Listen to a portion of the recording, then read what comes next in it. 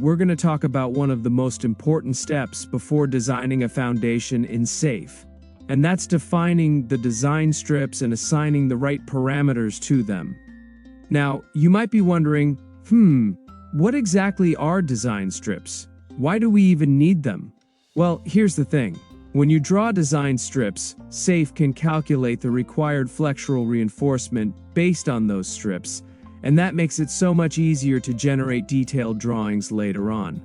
Of course, even if you don't draw the strips, SAFE can still do the reinforcement design, but, and this is a big one, producing constructible drawings becomes much more difficult. So yeah, best practice, always model the design strips. It'll save you a lot of trouble down the road.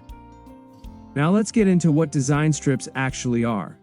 You can think of them like imaginary flexural beams. They behave like continuous beams running across multiple spans, and they're rectangular in shape. The depth of each beam is basically the thickness of the foundation, and the width is whatever you set as the strip width. There's one super important tip here. Try to draw each strip as a single continuous line. Let's say you're working along a grid line that has 4 columns. Don't draw the strip between column 1 and 2, and then start again between 2 and 3. Nope. Instead, draw it in one go, from column 1 all the way to column 4, without breaking the strip.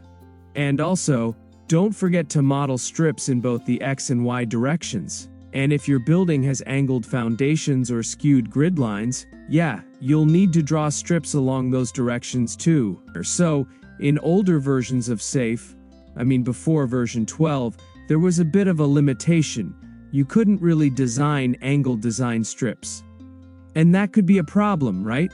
Because in a lot of real projects, you do end up with diagonal strips, especially in irregular foundations. But luckily that issue's been fixed in the newer versions. Now SAFE can handle diagonal or skewed strips just fine, and it designs them properly, no problem. Last thing, make sure each strip reaches the edges of the foundation on both sides. That way your reinforcement layout will be much more accurate, complete, and a lot more reliable. Alright, let's talk about strip width for a minute, because this depends on the type of foundation you're working with. For strip footings, the strip width is usually the same as the actual footing width. Easy enough, but for matte foundations, things are a bit different. In general, the narrower the strip, the more accurate your design results will be. But the downside is, it takes longer to run the design. So what's a good strip width for matte foundations? Well, usually somewhere between 1 to 2 meters works well. That's a common range.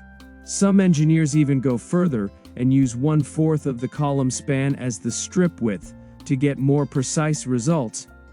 The smaller the strip width, the more detailed your reinforcement layout will be. But try not to go beyond 2 meters, otherwise the accuracy can drop and you might end up with weird or unrealistic rebar quantities.